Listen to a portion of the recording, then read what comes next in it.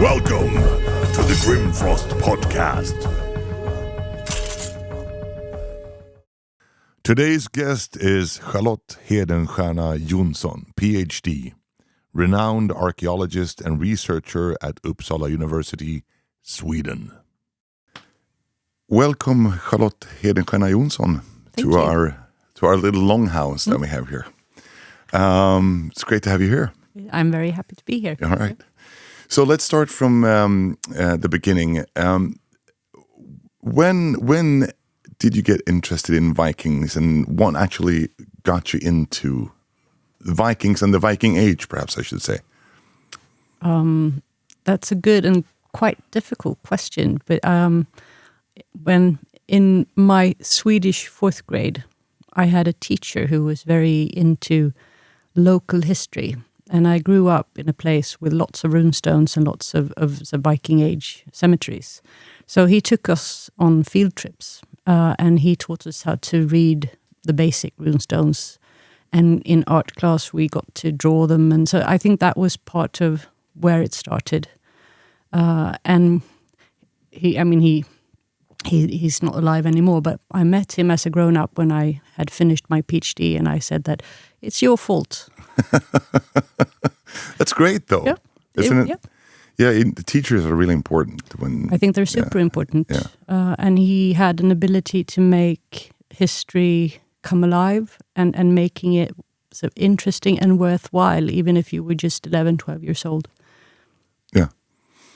So what fascinated you the most about the Vikings at that early age, would you say? I don't know. I mean, the honest answer is I don't know. I think that I've always been interested in people. And I think that was what interested me in Vikings as well. It was just that they just lived next door, but they were dead. And trying to find out more about their society and who they were and how they managed their everyday life. That was a central part of it, I think. Yeah, I actually feel that too, because I grew up also with a lot of runestones close to me, and that was really fascinating. And when I started getting into the whole Viking Age thing, the whole notion of like remnants of people who were there before, and in a way still were there. Yeah. Yeah, and it was nothing strange. It was just their presence was there. And it was very easy to imagine their stories in a way. But as a grown-up, I think the thing that caught my attention and sort of sparked a new interest was finding out that they traveled and not just the classic sort of North Sea and North Atlantic, but actually very far away. I would agree, actually. That's something that really fascinates me as well, that they actually traveled east on the rivers, and which is like, it's an impressive feat, I would say. Yeah, and I think we both grew up during the Cold War. Yeah. So that part of the other side of the Baltic was more or less closed. And in geography class at school, the Eastern Bloc, it wasn't even countries in the book. It was just grey.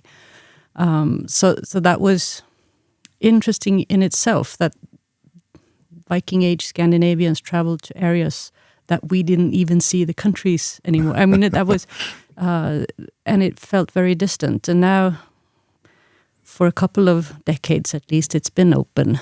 It's coming to a close, but yeah, let's hope it doesn't close like it did before.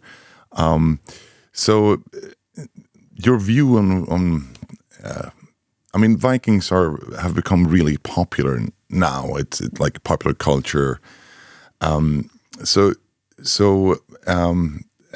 you're also part of the project, the Viking phenomenon, and we'll touch on that later. But I kind of wanted to hear your thoughts on the rising interest of Vikings worldwide, so to speak. What's your thoughts on that?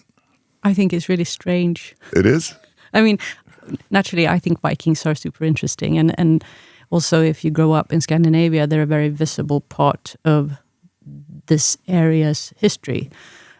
So that, in that sense, it's not strange at all. But why people in other parts of the world are so interested is, I think it's a bit of a mystery. I mean, I can see things that of course are interesting, and that will catch the attention. But there are other groups during other periods in history in other parts of the world that are equally interesting, and they've never got the same kind of attention. Like the Persians. I mean, this is a super interesting time period with a. You have the violence if you want to. You have the beauty if you want to. You have the exploration, everything. But you almost never or very rarely see a documentary about the Persians on TV. So it's. Why is that? Is that because we don't know enough, you think? Or because I mean, obviously we don't have a lot of knowledge about the Viking Age and the Vikings. We have some, but there are no written sources really, at least not from the time. No. And maybe that's part of it. Maybe that opens up for more speculation and imagination. But we do have, compared to a lot of other things in history, Viking Age is not that distant. And if you think about like a generation, it's like 30 years, right? So during 1 century, you can have 3 generations more or less. So in that sense, it's only 30 generations back. It's very close in history. Yeah. And maybe there's this sort of fascination about the closeness in history together with we don't have all the facts. See, that's my personal thought on that, is that to me, it seems like a lot of people see Vikings as these almost otherworldly people, that they are from somewhere else. Would you agree with that? No. No, I mean, that's... but would you agree that people might see them as that? Yeah. And they're made into stereotypes for good and bad, because some of the... I mean, naturally, most of the stereotypes are what we expect. They're quite violent and not very nice. But there are also some very positive stereotypes, but they're still stereotypes. Yeah. I think that Vikings are especially stereotyped, maybe. That is possible. I think you might be right. So the popularity, as we said, has risen, and right now there are a lot of like popular cultural phenomenon, like TV series like Vikings and The Last Kingdom and Northmen, the movie with Alexander Skarsgård. So what's your thought about that part of the whole rise of the Viking interest, or the interest in Vikings? I don't mind it at all. I think it's in most ways it's positive. I don't agree with all of it, but the sheer amount of different popular productions will give a more nuanced picture. In a strange way, that's what's happening. That you get, I mean, for the Vikings series, for example, there are a lot of things that are not historically accurate, absolutely. And as an archaeologist and as a Viking scholar, you can look at that and you can say, oh, why didn't they ask? Mm-hmm. But they did ask, and they made their own choices. But that doesn't matter. I think the important thing is that they make the people that are in the series 3-dimensional. They are people. And suddenly the Viking Age becomes a real time period with real people, with all the kind of differences and complexities that any society has. And it doesn't matter if you have the wrong beads, because it's like the strange focus that the Vikings didn't have horns on their helmets. No, they didn't, but it's not important. It won't change anything. If we find a helmet with horns, that has nothing to do with our perception of the Viking Age. So, and again, if you look at a drama series, or even I love the Norsemen, the Norwegian Yeah. series. It's funny. Because I think it conveys a lot of things about being a human being during the Viking Age, even if it's just crazy. So I think the sheer amount of different productions is actually good. I actually agree with you. I think that's very well put. So I understand you enjoy sailing. Yes. Right. Just on a personal note, what kind of sailboat do you have? And Lady Helmsman. That's a nice boat. My dad used to have a Scampi 30 and then an RB 32. So I've been sailing a little bit myself, but not so much. But when you're out on the archipelago and the Baltic, do you ever feel connected to the Scandinavians from 1,000 years that sail these waters? Or that's a good question, and in a sense, yes, but not connected to people 1,000 years ago, but to people that have lived and worked and acted in the archipelago since then. So it's not just the Vikings, but also all the people that have lived on these islands forever. And before and after. And that when sailing, you become a part of that in a sense. And what's to me extremely interesting is that there are medieval documents that describe the sailing routes leading from the southeastern parts of Sweden up to the Åland Islands and over to Estonia. And the place names that they mention they are exactly the same as you would see on a modern sea chart, and you would take the same route. This is the route to sail that way, and suddenly history is just, it was yesterday and it's tomorrow, and then it's so in that sense, yes, definitely connected. Yeah, I heard someone say at some point that there is no history. We live in history because that is. Ask your children. Yeah, exactly. Well, I don't have children. No, but, yeah. Well, anyways, so digging into your work, we kind of wanted to go into. You were part of this project, the exhibition that toured North America called Viking Begins. Yes. And I thought that was a great way to dig into this because Vikings obviously didn't appear in a vacuum. No. They came from somewhere, or the culture developed somewhere. So what would you say paved the way for Vikings? Well, I think first, in a sense, we are defining the Viking Age. So we need to also state what we mean by Vikings. Yeah. That's the first thing. With that said, it's still a term that was used in the Viking Age. So it's not anachronistic to talk about Vikings. But as it's both an activity and also to a modern person, a notion of a time period, it's important to distinguish what you're talking about. And what paved the way is dependent on what you're looking after. So, what are you looking for? If it's like the Viking activity. Yeah, that's like when did Scandinavians decide to build longships and go raiding? Yeah. And explore the world, basically. Well, probably very, very early on. But when we can start to see it, to distinguish it archaeologically, it's in a sense that we identify as a Viking. I would say in the 8th century. So somewhere in the 750s, we start to have evidence of a movement that is based on ships, based on sailing, but also this is element of trade.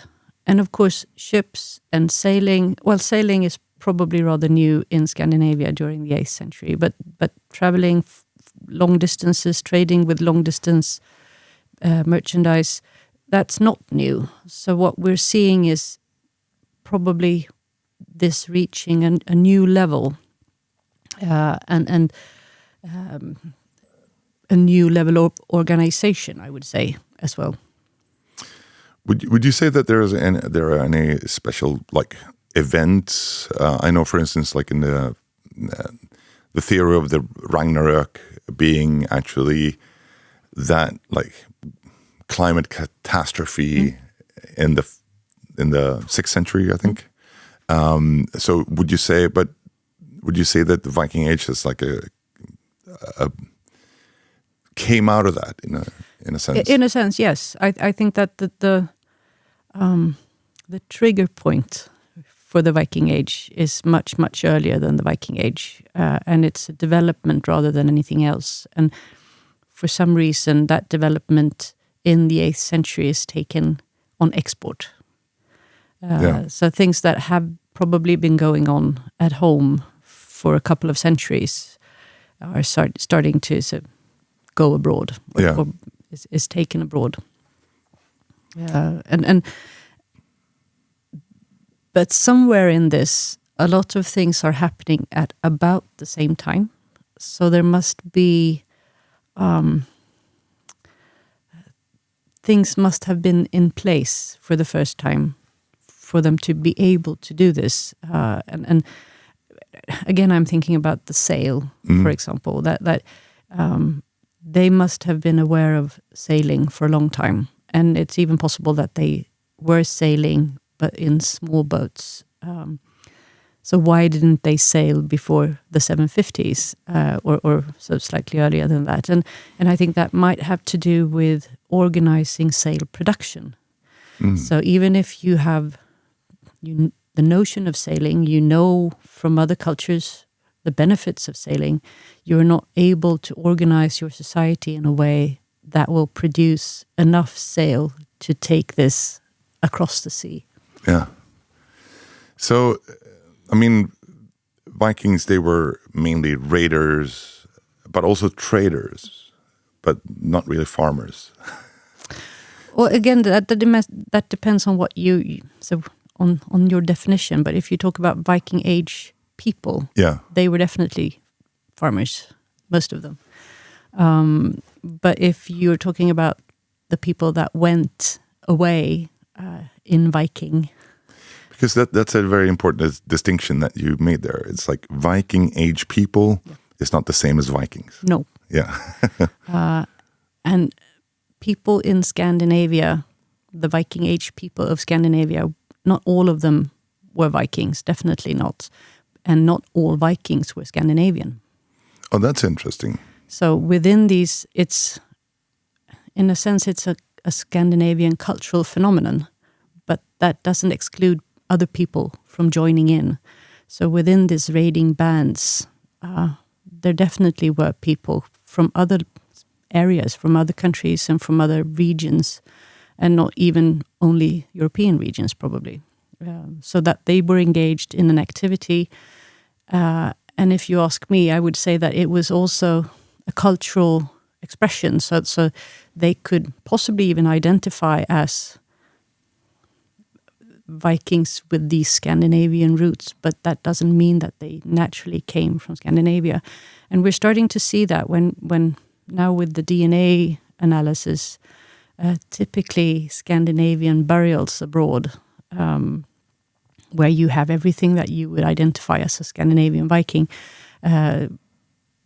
they are, the person who's buried is not necessarily Scandinavian, but again, is buried as one. And I think that complexity is it's easy enough to understand if you think about our own time and what you dress in and how that defines you and how separate that can be from where you come from. And I think that's an eye-opener.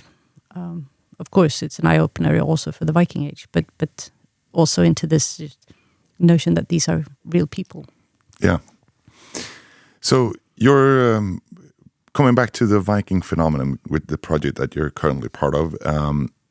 You're the, let's see if I say this right, you're the coordinator of the sub-project of Viking economics. And I think I have to to read this. It's aiming at exploring the economy and organization of Viking raids and their impact when shaping Scandinavian identities. So how were the raids organized? Do we know that? No, not fully. But a big part of this Viking economics strand within the project is actually to open up to these questions, because economy and economics, and especially in a Scandinavian sense, if you speak Swedish, for example, economy, then you think about money. Yeah. But economy is so much more. It's about organization and how you get things to roll. And you were talking about sales before as well. Sales, for example, the ships. Who invested in the ships? If you don't have a central state, you don't have that kind of a power. You have to have groups of people agreeing to do something. Who's taking the risk, the economic risk to send people out? How do they divide the profit? I mean, there are all these different kinds of questions, and those relate to what's happening within Scandinavia. But if you sort of look outside of Scandinavia, how did they get it to work? That they're raiding for many years in what must have been hostile territory. How did they get that to work? What were the deals between the locals and these violent raiders? How did they get food? How did they get money for if they took slaves? And I mean, all of these sort of quite basic questions. Yeah. I mean, one of the notions that at least I had in the beginning when learning about Vikings was that, all right, a bunch of guys from somewhere in Sweden or Norway and Denmark decided we need to make some money. Let's put a ship in the water and go raid in England or Russia or whatever, and then come home and celebrate it as heroes and rich. But I mean, obviously, that's a very, very simplified notion of it. So, would you say it's a hierarchy involved there? That there would be a chieftain that commissioned these raids, or how would it work? Like, is there anything corroborating any of these things? I think we need to see them as different things. That they could be a chieftain, but there could be a group of people as well. I think the first story that you told, that might have been the campfire version to recruit people. Of course. So it would have functioned then as well as now. Yeah. But you don't see all the aspects behind it. And I think that also these raids had different purposes. So and we can see that in a sense in some of the contemporary European textual sources, that they distinguished between warfare and raiding. Raiding is for economic purposes, and warfare is for social gain and for glory and enhancing your reputation, which was equally important, because the raids, you profit from the raids, both you become rich, but not just economically, and it increases your standing within your own society. So coming back with riches and a good reputation will make you more powerful at home.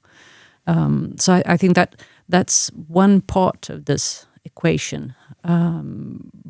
But who's organizing? I think that's something that we still need to dig deeper into. Yeah.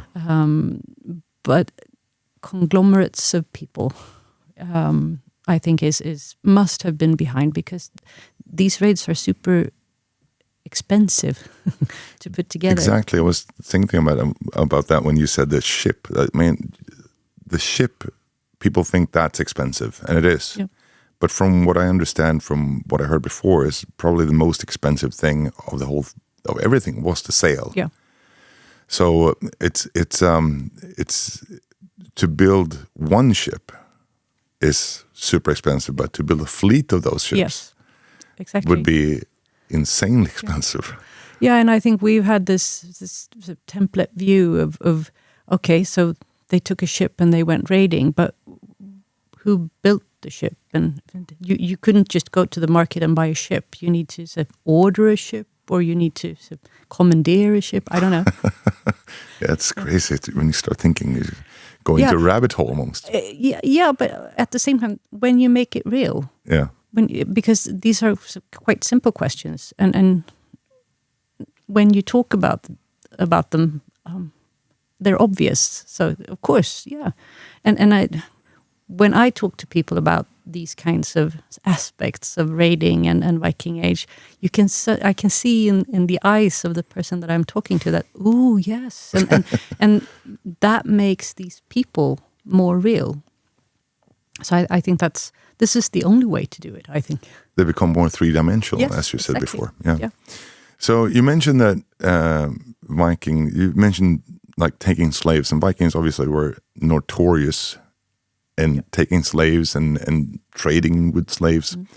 So how important was that to the Viking economy? I think it was very important. I think it was a big commodity. I think, and especially it was a commodity that with a big gain. At the same time, the Vikings are not the only ones doing this. Of course not. So it's and we should also always keep in mind that, as you said in the beginning, they didn't write their own history. Everything that we know from textual sources are descriptions by other people, and it was in their great interest to depict these people as different. So I think that they're enhancing the differences, but also, of course, there were differences because in Europe, most countries or most areas or regions or kingdoms were Christian, and Scandinavia were up to the end of the Viking Age still not Christian, and that would also have been a great difference that they could use. The Scandinavians used it to their advantage, but it was also something that's strange and a bit scary for the Christian kingdoms. So I lost my thread. Sorry.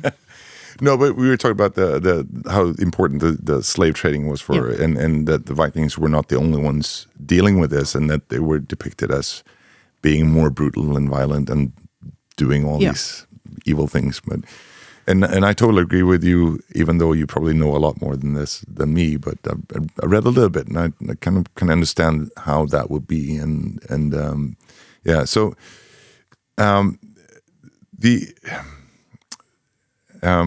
The life as like I know that within this economic or this economy or the study that you're doing, you're talking about how the slave trading, then the difference between in the context of raiding and in the context of social life in general. So what would you say? What are the things that you are researching there? What is the difference, if any?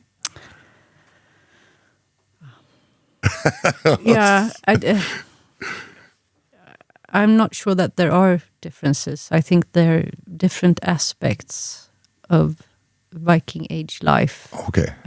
And just as for anyone in any age, not everybody does everything, but put together you have the full spectrum of because I was thinking that I would imagine that bringing slaves home when you're really far away would be very difficult. Yes. So that would be like during raiding, you would take slaves and you would sell them at the nearest place. You could convert that into money. Yep. But the closer to home you got, you could actually take slaves and put them to work in your society. So I would assume that, would that be common that Vikings would raid the shores of the Baltic for slaves, or probably, and as in trafficking and slave taking in other ages, in other time periods, this can also be done by the same people that the slaves come from. Yeah. So it's but what we can see, and again, I'm an archaeologist. I work with the echoes of what's happening in these societies. And what we see is not always representative of. It never gives the full picture. But what we can see is that, for example, ceramics production, that there are Slavonic types and Baltic types of ware, of ceramic ware, that is produced by locally in local clay within Scandinavia. And this has led to the assumption or the interpretation that the ceramics, the people that are doing these pots are slaves. They've been taken from Slavonic areas, from the southern Baltic and from the eastern Baltic, and they are living in, for example, this area where we are now in the Lake Mälaren region, producing ceramics. And so that's kind of an indirect evidence. And of course, we don't know. It's an interpretation that they were slaves because they can have moved in as well. But if you put the pieces of the puzzle together, that's a likely interpretation. Yeah, because I assume there's not a lot of archaeological finds of slave graves. Well, no, and it doesn't say. I mean, you have a grave and it doesn't say who it was and what they did. So you kind of have to interpret what you find. And we think that many people didn't get a burial at all. We can see that the Viking Age relatively have too few burials, and there, for example, there are too few children buried, even compared to other time periods like before the Viking Age. So not everyone got a grave, or at least not a grave that we can see archaeologically, and it's quite possible that some of those who didn't get a grave were the unfree. But even if we do find a grave where we can speculate that the person is, or one person in a grave of many is an unfree, it's an interpretation, because you will never get the full. There's no sign saying this is the slave. It's just a little piece of the puzzle. Yeah. So another thing that you're researching within this project is the women's role in the raiding. Yes. And can you tell us something about what role the women played in this whole economy? How much do we know about that? Or do you know about that? Well, it depends on what you're looking at. What kind of if you're looking at the farmer community, that's one thing, of course, and that will be like the traditional way of dividing labor. And I'm guessing it has looked quite the same for many centuries. If you look at the raiding parties, or at least the groups of Scandinavians that travel, that migrate, or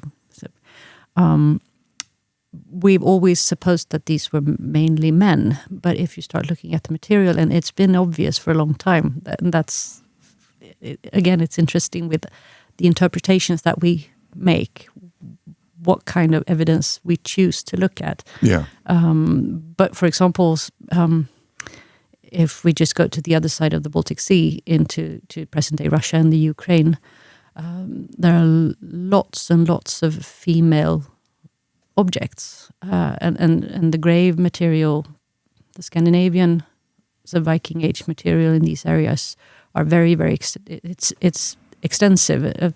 Some of the object types recur more often in Russia and the Ukraine than they do in other parts of Scandinavia. So it's like almost at home. But in that material, a lot of the objects are female objects. And if we now with DNA and isotope analysis, there have been studies in this the first wave of raids on the British Isles, and there are women among them as well. So we cannot say if they were an active part of the fighting. That's one thing, but they were definitely an active part of traveling, and there are even children among these in the crew or in the group of people. So I think we should see them as societies moving, families, and so maybe even a village can move for some reasons, while of course other raiding parties were put together in another way and were mainly maybe young men. So I think there's not one simple solution. I think there are many different aspects, and each crew is a crew of its own. Yeah. So I was interested about you say that we find a lot of like women objects in graves and stuff, and I remember we actually met not too long ago at the Swedish History Museum and in Stockholm, and I think you mentioned that a lot of the richest graves that we have are actually women's graves. Graves. If you were allowed to speculate,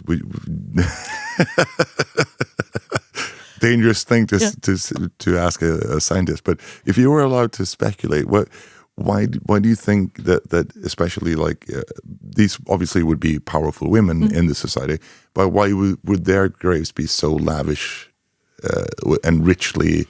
I lost the word there. Furnished, Furnished, yes. That's a good question, and I think a funeral, a burial is about the funeral. It's a show. It's a spectacle that they are staging, and during the funeral they are telling a story about the person. So what we see in a grave is the final version of that story.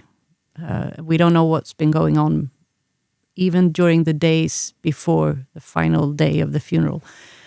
So things might have changed in the grave from when they begun to when they closed it. So exactly if it's a gender thing, if it's a woman and man thing, I'm just opening up the thought that it could also be what we see as a result of something, that a male grave could have been equally well furnished, and sometimes they are definitely, but they are closed off in a different way. I mean that's one possibility. Another possibility is that women had more dress accessories, more jewelry, and they are made of metal, so they keep well. If you have, and this is a classic from my archaeology book, where they had like a chieftain from Northern Europe with weapons and stuff, and then there was a chieftain from a Native American chieftain somewhere, where with all his lavish equipment was all in organic materials. So when you open the grave, you don't find that. You don't see the wealth. It's all gone. It's all gone, exactly, but it was there. So that's also an option. But I think that in a general sense, Scandinavian society was not an equal society, even if we would like to think that. And it was not, it was probably quite difficult to be a woman in that kind of society, but it was also difficult to be a man. And what we see, the most lavishly furnished burials, they are the elite, the top. And among them, there are men and women. And that does not project down on women in general, women in Viking society, nor men. So it's I think it's, I think it's super interesting. A fuzzy answer. Yeah. Well, so going back to traveling, the Vikings traveling east and all that stuff, and because you're also researching, and let me just read this again, because the movements along the eastern trade routes and the contacts between Scandinavians and various groups of the Eurasian steppes. What about this particular subject interests you? That's the direct result of me excavating on Birka. Okay. When I was a PhD student, I worked with archaeologist Lena Holmqvist and she had an excavation in the fortifications of Birka. So we excavated within the hill fort, the town rampart, but also this place called the garrison. And I mean, I was there for 10 years, so it was a very formative time period. But the material from the garrison is unique. It's so far the only identified garrison. I'm sure there are more, but this is the only archaeologically identified garrison from the Viking Age. And it's just full of things. Weapons, personal objects, dress accessories, a lot of things. But it has a very distinct, loads of stuff, but not a great variety of stuff. This is where the Vikings are, the Vikings. All sorts of Viking Age weaponry. You have armor, you have, and again, their dress. And within this package, there is a very strong Eastern element. So there are Eastern type belts, Eastern type weaponry, and also Eastern sort of steppe nomadic or Eastern archery equipment, and that was a unique find. So, like, they just got up and left everything there. It's crazy. It's in the garrison building. It's even better than that, because what we see on that site is a final battle. Oh, wow. Yeah. So you have the site in itself. You have three different contexts, or three different main phases. They built the site, and that was quite elaborate because they needed to build terraces, and they built different kinds of buildings. And then you have the period of use, where you can see the everyday activities within this area. It's a big whole building, but there are other houses as well.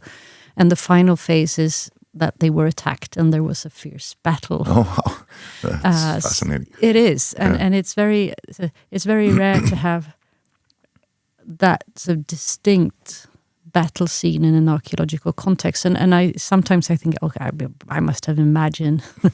You make things better in your mind than they are in real life. But if you go back into that material and look at the reports and look at the excavations, it's very clear. Oh, wow. So it's and these Eastern type weaponry and the archery equipment is a part of that, and we can see that they are both there before the battle and during the battle, and as they are used in the battle, to me that means that the people that the warriors that used them, they relied on them. I mean, this was a life and death situation, so they wouldn't have used a strange equipment if they couldn't master it. So the garrison or the fortification systems of Birka, it provides a unique archaeological possibility to interpret. Yeah, and you say a lot of Eastern materials. So what would the warriors, like, who would make up this, like, the guard of the, who would those people be? Would it be people like Scandinavians, or what would they have? Do we know? We don't know. We don't have any graves that we can connect directly to the garrison. There are graves in Birka, but they're not in. I mean, but what makes it special is that to me, my interpretation is that these warriors were there to serve the town and the activities of the town, which was trade. And they were there was kind of a king or chieftain in the beginning, but the town in itself and the warriors became too powerful, too wealthy, and they were also highly mobile because they moved with the goods. And a local king, even a very powerful king, would never have been able to have control over this movement along the trade routes. So these people are autonomous in a sense, and they are well-traveled. And I think that gives a clue to who they can be. Some of them were probably locals. Others might have become locals. But some, I would guess, could have come from very different areas. And if we did have the graves, I think that this group would be the group that we most likely would find somebody who identified as a Viking but came from somewhere else. That would not have been strange. And these sort of the weaponry that they have, it's not easy to master. They must have practiced for a long time, and probably not in Birka, but rather on their travels, which indicates that they must have stayed for a longer period of time together with steppe nomadic people in this case. So is it specific types of swords, spears, bows? Bows. But any other type of weaponry, like melee units, or I guess you wouldn't keep them in a garrison house, but what we can see is that they have, I mean, the most obvious are these archery equipments, and there are several, because they include different, it's not just the bow, it's the quiver, and it's the fancy mounts for the bow case, but also that they've adopted that kind of dress. So they've also had these steppe nomadic belts. And then the garrison is the only site within the Viking Age Scandinavian area where we have lamellar armor. Oh, yeah. And that actually also fits in with this steppe nomadic Byzantine border zone kind of warrior, because the other places where we do find this type of lamellar armor is in the Byzantine border zone, so coming down close to present-day Turkey and in Bulgaria, for example. It's very, very fascinating. So, I mean, I think we kind of got ahead of ourselves a little bit because I really wanted to talk about this, but Birka obviously is something that's close to your heart. You spend a lot of time there excavating, like the whole area, I assume. And you started there quite early in your career. So, what can you tell us about Birka in general as a populated place, or as a town? Well, Birka it's an archaeological treat to be there, because it's so wealthy in remains and there are very little modern disturbances. But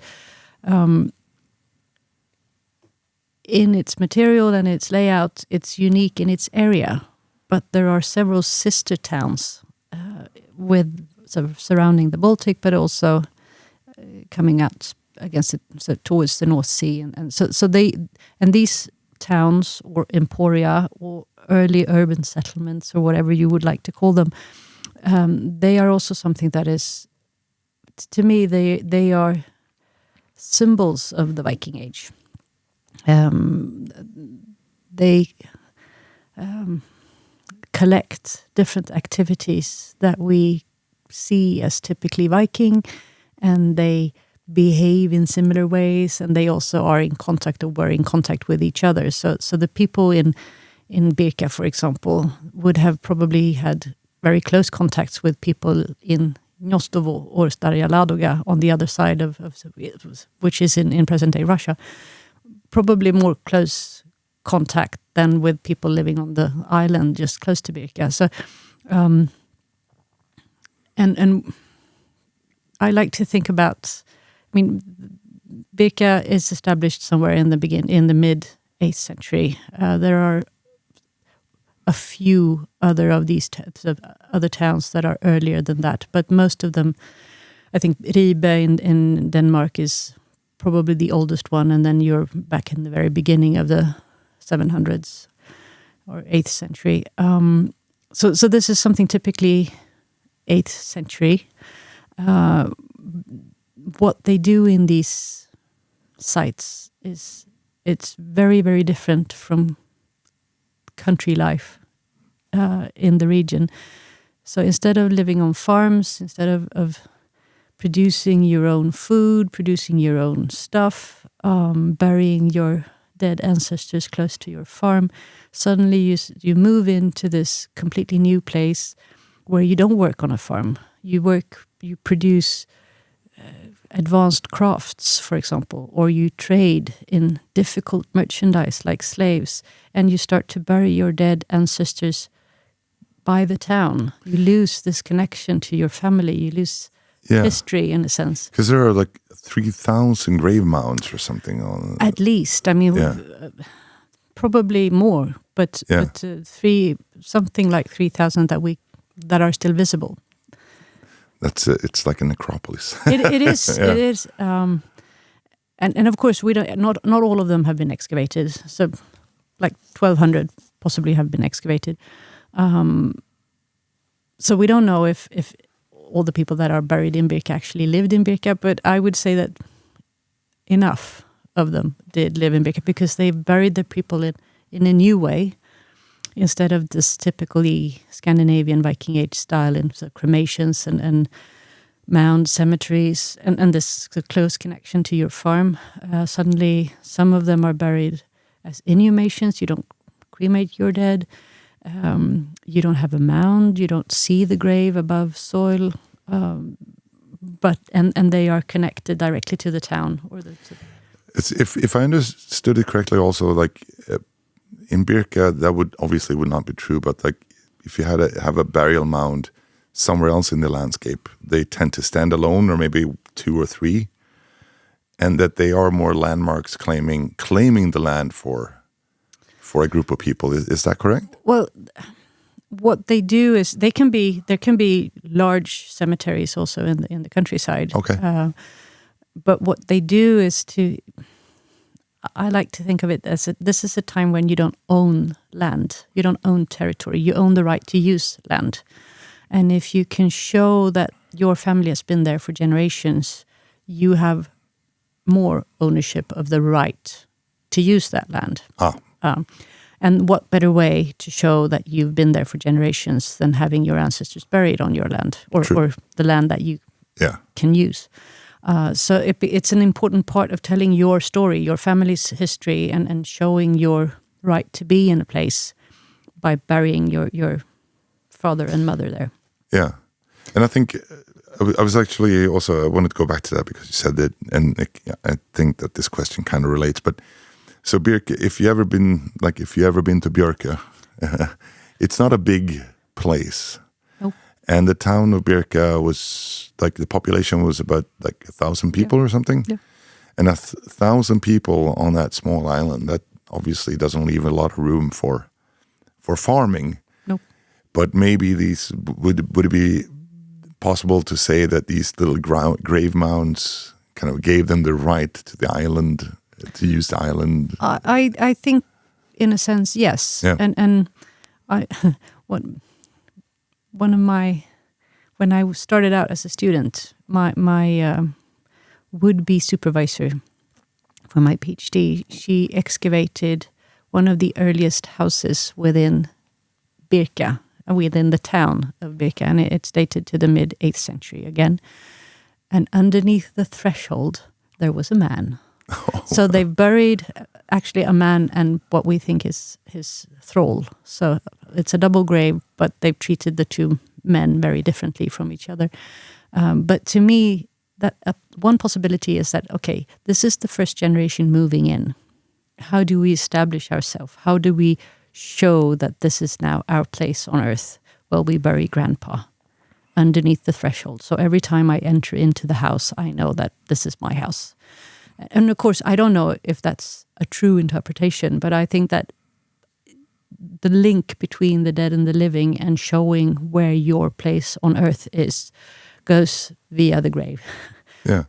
And I think that's quite interesting because that's something like we who are living now, born in the, late 20th century, 21st century, or 21st century, we don't have the relationship to death as people had back then. So it kind of makes sense, especially since there is no written document or anything. So you have to, I would assume, show people that this is our place somehow. Yeah. So yeah, that totally makes sense.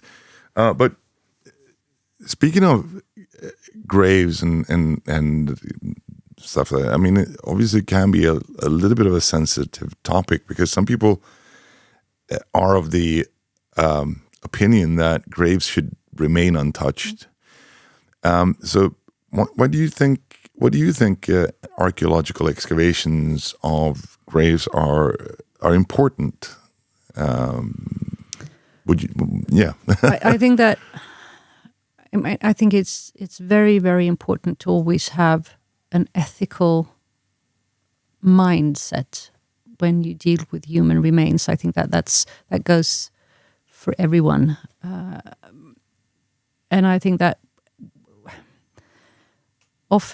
most often we don't need to excavate more graves because we know quite a lot. We have quite a lot of information from graves in general.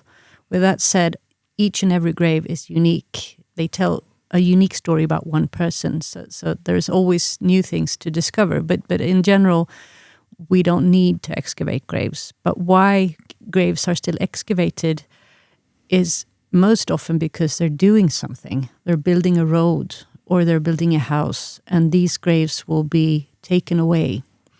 So it's and that's.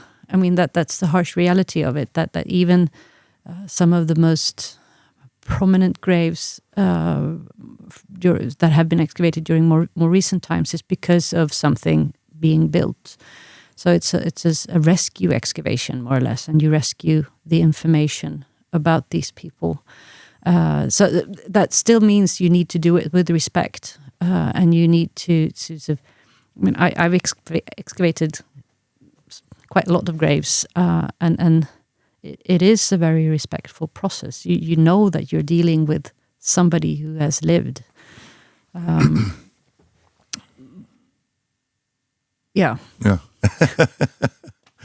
So going back to the garrison and the more like martial Birka, military history has always been a big interest of yours. Why is that? I don't know. I think it's very telling about a time, any time, because I mean we're talking about stereotypes and templates, and the Vikings often being stereotyped, and martial aspects, military history aspects is a stereotype in a sense, but a stereotype often defined by the time period in itself.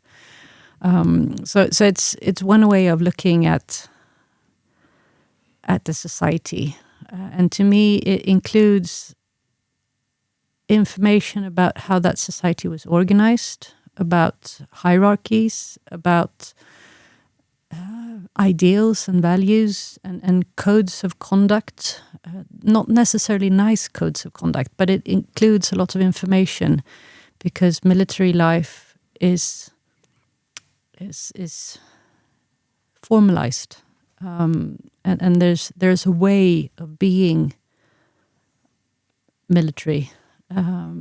So have you studied other parts, other cultures, like other cultures and their military history as well, or is your speciality within the Viking? It's definitely within the Viking Age, but I do have an interest in and also in some more recent times, in a Swedish sense, for like example, the 18th century, and which I also was very fascinated with when I was a kid, but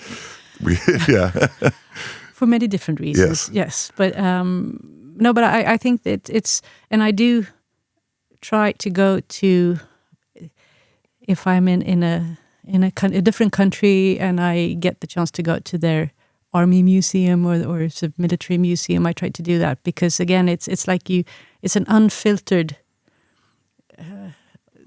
lens into self-perception. So is there anything in particular that sets the Vikings apart when it comes to like their martial history or their tactics or well, but Yes, in a sense, yes, because they are very successful. Which again, it doesn't mean that they necessarily were nice, because they weren't. But they were successful. They did something that worked, and they did it despite not having not a kingdom, not a central state. It was a different kind of social structure that was the base for this success. And I think that they were, even compared to their sort of contemporary enemies or adversaries, they were very mobile.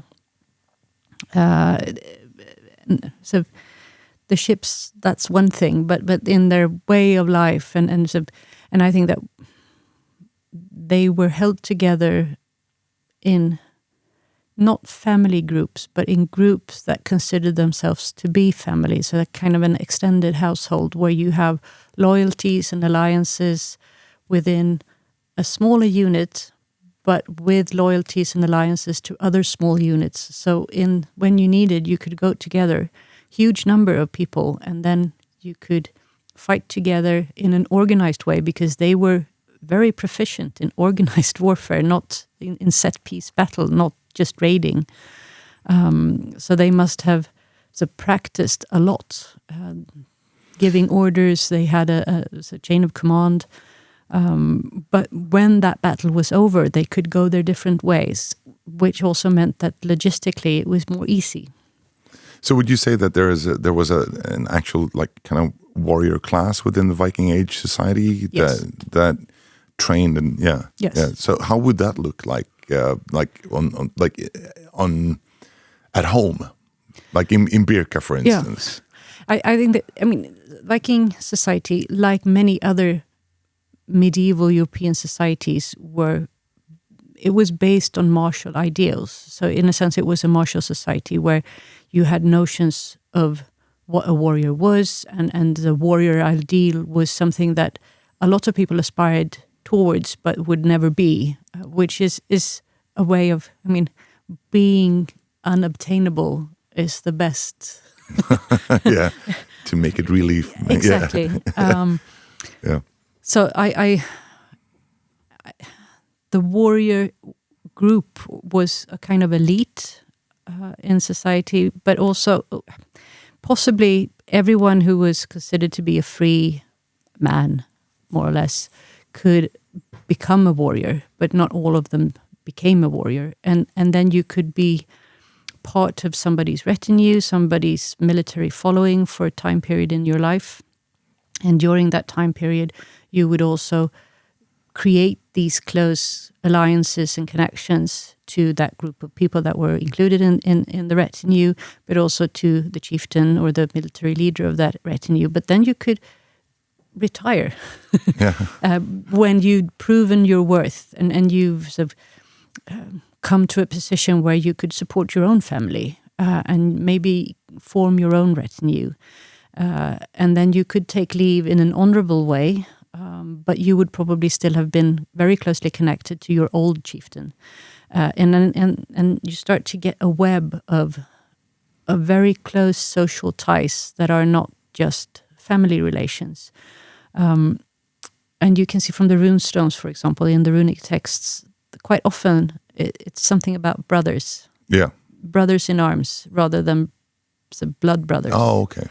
And you can even see that the military leader is considered to be a brother, but it's still the leader. So you have this, it's a hierarchical system, but it's a hierarchical with many different groups parallel to each other.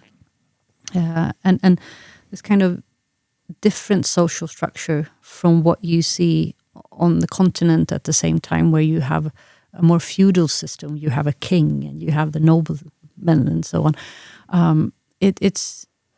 I think it is different, and that was a strength in the way they fought at that time, because they were more mobile. They were more difficult to discern. So you have many heads rather than just the one. So that I think that was part of their success as well. Then eventually they became Christian and they started to behave in the way that European areas did. So there must have been a worth in that too. There must have been something that made them change their mind and develop their societies in that direction. But in this like 9th, 10th, and the beginning of the 11th century, the Scandinavian Viking Age organization of warriors was a success. I think one story that really, like, the mobility seems to be a key factor in the Viking Age warfare and their success, because I know when you read the Battle of Stamford Bridge, that's when the English actually used the Vikings' tactics against them, and for the first time managed to surprise them. Yeah. So that kind of gives you an idea of how important that was. But I think also that you mentioned somewhere, or I read when I was reading up a little bit before this, because you kind of have to do your research, the development of weaponry in the early Viking Age and onwards was also quite important. If I'm not mistaken, in their early times, they were very like lavishly adorned with, and then later on they became more simpler and more standardized and more professional in a sense. I think one thing that is easy to forget, but I mean, a weapon is part of something. It's a weapon system. You don't just have a sword. In a burial, you might just have the sword because that's what they've chosen to adorn you with. But as an active warrior, you have a combination of weapons that you know how to use and when to use. So you have close combat weapons, and you have some more far-reaching weapons, and you have long-distance weapons. And the knowledge is in how to use them in the most effective way. That's what makes you the great warrior. And what we can see that there is a difference in Viking Age warfare compared to what was going on before, but it's very, very difficult to pinpoint what that difference actually is. But it's probably it has something to do with scale, and it has something to do with the level of professionalism. So maybe they are working out different kinds of tactics that they teach among larger groups. It's not just one retinue doing this and another retinue doing something completely different, but that they actually have like a method of warfare. But of course, we don't have any documents about this. We can just see that they are at times behaving as one and at times separating. What I find a bit interesting is that in these, like in the garrison, for example, but in these martial milieus in the Viking Age, you find evidence of skills of writing. And Scandinavian Viking Age society is an oral society. It's not it's not a literate society.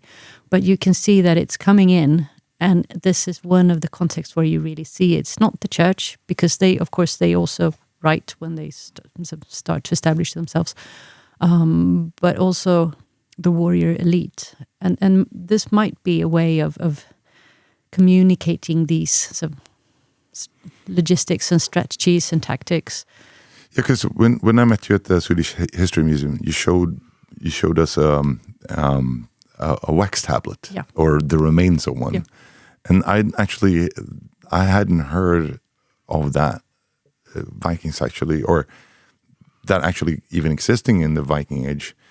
Would it be possible to assume that there may even have been some kind of paper available, although none of them have remained, or? I don't know.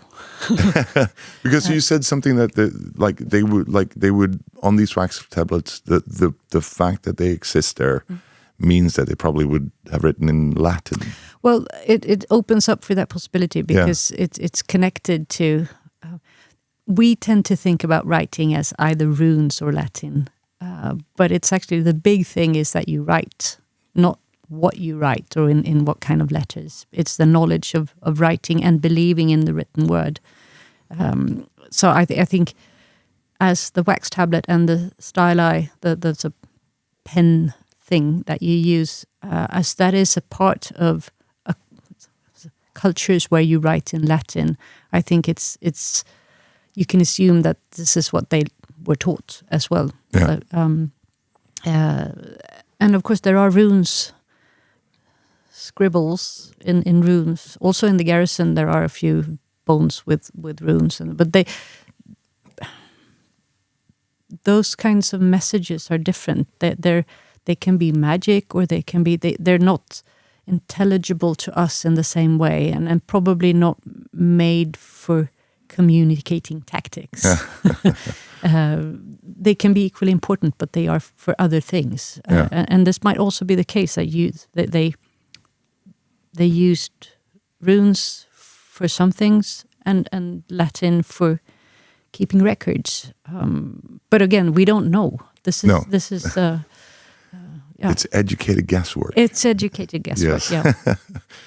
So speaking of something that we do know, and I was kind of going to go into it earlier, but I kind of detoured. But you were part of the team that discovered the famous BJ 581 grave. Yes. Or you didn't discover the grave, No. but you were part of a project examining a different skeletal remains from different graves, and you did DNA and isotope analysis on these, and you came to the conclusion that the person in this grave was not a man, which everybody assumed she was a woman, and that's the legendary warrior woman of Birka. So this caused a huge debate, and kind of got this it created this polarizing thing between many people, at least, where some were saying shield maiden armies are real, and some were like, women can't be warriors. So can you give us a nuanced picture of this whole thing? Is that even possible? Do we have time? Yeah, we have time. Yeah. No, but the simplest way is to say that this is a unique grave. It's and as in any society at any given time, you will have a norm and you will have people outside of that norm. And I think this is an example of somebody who's slightly out of a norm, but that didn't mean that she was considered to be out of the norm even. I mean, it's we are interpreting this material with our modern eyes. And I very strongly believe that we are gender crazy in our modern time. That, of course, Viking society was aware of people being men or women, but it might have not been the most important aspect of somebody. Today it's not the most important aspect if you have green eyes or blue eyes or brown eyes, but it's you. I mean, you do have that feature. And if you translate that, maybe gender was somewhere with eye color rather than at the top. But with that said, I think that this is a very, very special grave, independent on who's in it. I mean, it's the westernmost grave on Birka. It was situated high up on a promontory with a huge boulder on top of it. So it was visible from the town, it was visible from the garrison and the hill fort, but also from the sea. So when you would enter into Birka's harbor, this would have been that's the landmark. Yeah, it's a landmark. It's like a beacon almost. Yeah. And that's just the top of the grave. And then when you enter into the grave, you have this extremely expressive, martial grave.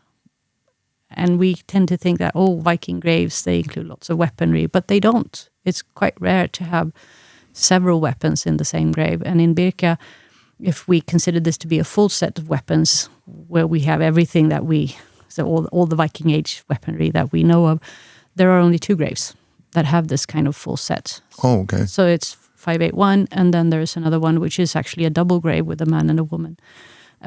So it's very rare in its expression, and also the fact that the most extensively furnished graves in Birka, they include lots of different things. So you have the weaponry, but you also have cooking utensils, and you might have tools for smithing or something else. In this particular grave, it's just weapons. So it's the emphasis is really martial. Yeah.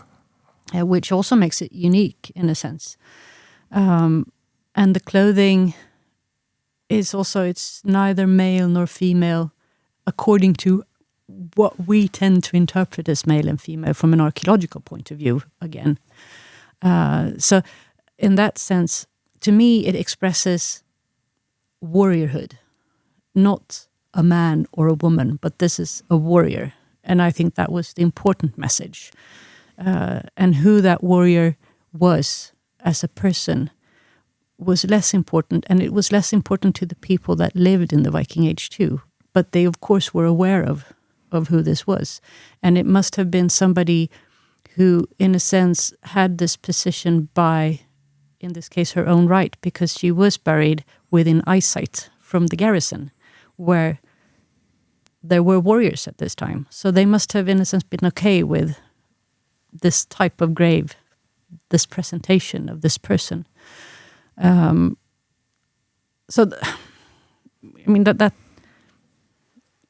I think we should downplay the gender issue, actually.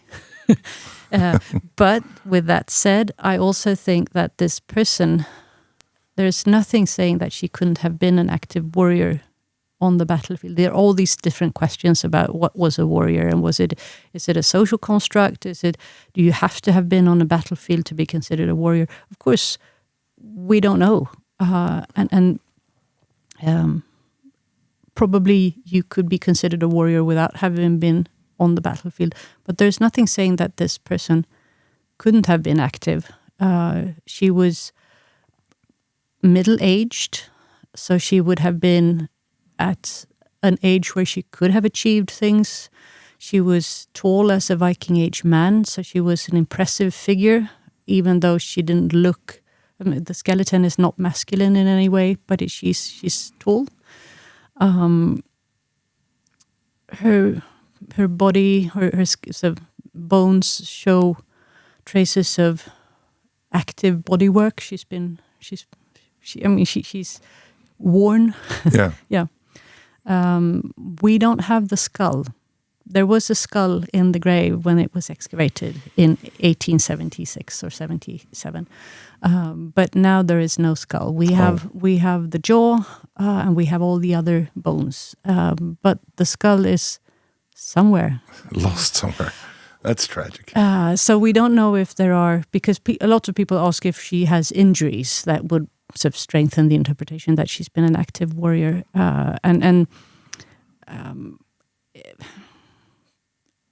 There are many different aspects to injuries. Yeah, but could there be a possibility as well that you're born into this warrior class because that's your family line, and I think you definitely have to be from the right family to get this kind of position. But I also think that you need to have qualities, personal qualities, that makes you believable in this position. So it's. I tend to think about modern societies that we don't consider to be equal in any sense, but that could have a female prime minister or a female president because she comes from the right family, and she's good on TV, and she can say the right things, and she's from a family that is expected to be in power, and that's more important than who she is at home. And I think that kind of thinking is what we need to apply to this situation as well. Yeah, so it's fascinating, and I saw the exhibit at Birka, and I thought it was crazy. It was and the grave was massive. It was like 2 horses in there as well. So is there a possibility it was like a cavalry thing, maybe? Well, that's a big question as well, because as far as I know, Vikings didn't have cavalry. No, and so that's a debate. Yeah. If they had cavalry or if they even fought from horseback. And I don't know if they had cavalry, but I would like to think that they fought from horseback because they're horse people. Yeah. I mean, why would they park their horse and then fight if they could fight from horseback? Yeah, that does make sense. Yeah. But if they had regular cavalry, that's probably not. That's a different question. But she had 2 horses in her grave, and also interestingly enough, one of the horses was a mare and the other a stallion. And it's more common that there are 2 stallions or 2 male horses. So it's like there's somebody proving a point there. So you've excavated a number of graves. You worked for a very long time with archaeology. Like when did you start? Quite late, yeah. Actually. I was waiting to apply for a PhD position in art history, and you could only do that at the end of the year. So I needed to do something. This was like in February. I needed to do something in the meantime. And this is absolutely true. I went into the bookshop at the university and I looked at the shelves, and archaeology stood out as the most interesting choice. Okay. And as soon as I started, I found that this was for me, because I love the fact that it's both very intellectual and very hands-on. So over the years, what would you say is the most exciting find that you personally have made in a grave? Or unexpected, or both? Very difficult question, because Is everything? It's everything. Exciting? No, but it's you cannot beat excavating in Birka in terms of objects, because you get them all the time. Yeah. So some of my first summers out there, we had an audience, people coming out for the guided tours, and they would stand above us on the hill fort and look down, and we could go, oh, a coin, oh, a spear. And it was like instant. So in that sense, every day at Birka. But I think what makes you tick as an archaeologist is understanding what you see. So you start excavating and you don't know much, and then you find something, and then you find not necessarily an object, but the remains of a wall or of something else, and you start to see the pattern of something. And you start imagining the 3 dimensions of it, and then you're hooked. And then you're just, you want to find more, and you want to understand what you see. So I think that makes every dig unique. Yeah, and that's makes everything exciting. But have you found something really unexpected, like that we didn't know that this existed in the Viking Age, or that the people of the Viking Age would have this? Well, again, the garrison provided a lot of those in terms of objects, definitely. Well, you mentioned the lamellar armor, there are Byzantine coins. We excavated a ritual deposition by one of the main posts in the Warriors Hall building, which contained a lot of pieces of comb cases, spearheads, padlock, but also a small Thor's hammer of antler. And that combination in itself is unique and opens up for a lot of questions. So I think in terms of rare finds, the garrison is difficult to beat. Yeah. Well, that's very fascinating. Because I remember last time I actually was on Birka. We were sitting at the restaurant there. And Martin Eriksson, you met him. He comes up, this is what they found today. It's like he went to the local supermarket and this is what I bought today. So it's kind of funny that you I mean, it doesn't usually, a dig doesn't behave that way. No.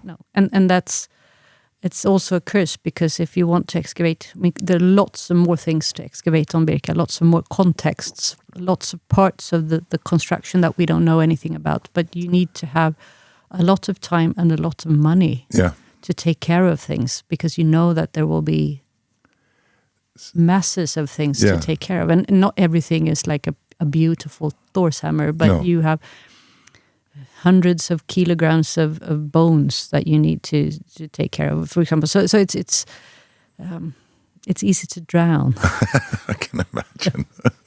I want to get there, but I have to catalog all these stuff first. Yeah, I hear you. So just to round it off, I guess, but many romanticize the Viking Age, and they have a romanticized vision of Vikings. What's your overall take on like Viking society and life back then? I think it was quite harsh. I don't think we would have survived for long. But I think that they did, because they were experts in life at that time. I don't think we should romanticize it, but I don't think we should make it terrible either. It was everyday life for most people, and you died young. Not everybody, but I mean the average age was younger. You so at 30 or 40. Yeah. You didn't have glasses, so if you were over 50, you didn't see anything. But at the same time, they were open to the world. So I think that it was a great time for them. It wouldn't be a great time for us. Is there any aspect of the Viking life that that you would at least find interesting to have experienced, or to see if you were able to go back in time, for instance? Lots of different small things, like getting a chance to glimpse their crafts, for example, how they did things. But of course, it would be interesting to see some kind of everyday life. What did they eat? What did they talk about? What did the children play? I mean, and because there must have been all these just ordinary things, and archaeologically, often you see the extraordinary things. So even though I think we only have very small glimpses of a big puzzle, I think we have better glimpses of the extraordinary things rather than the everyday things. Yeah, and you said before we started this podcast, you said like when you look at these, there are Viking villages around Scandinavia and the Baltic, and I forget which one you mentioned, but there is this one outside of Ribe in Denmark, and I'm sorry to say I don't remember the name of it. But what struck me when I was there was that they live in that village, and it becomes everyday life, and they put flowers on their table, and they sort of sweep the porch, and these small details that you do without thinking about them, those give life to I mean, that must have been what happened then as well. And there were some people that were untidy, and they would have a mess at home, and somebody who was like you need to so, and I think that when we start to see those things, that's when it becomes real. And also like using the everyday objects and like that are reproductions, and finding out how they must have been used, and which, if they work, and what are we doing wrong in our reconstructions, and well, it looks like you have a lot of work cut out for you. Yes, fortunately, yes. And you have a very long and distinguished career behind you, but also hopefully in front of you. And it was a true pleasure to talk to you today. Thank you so much for coming. Thank you so much for having me. Thanks for listening. Don't forget to subscribe. And if you're watching us on YouTube, hit that bell button.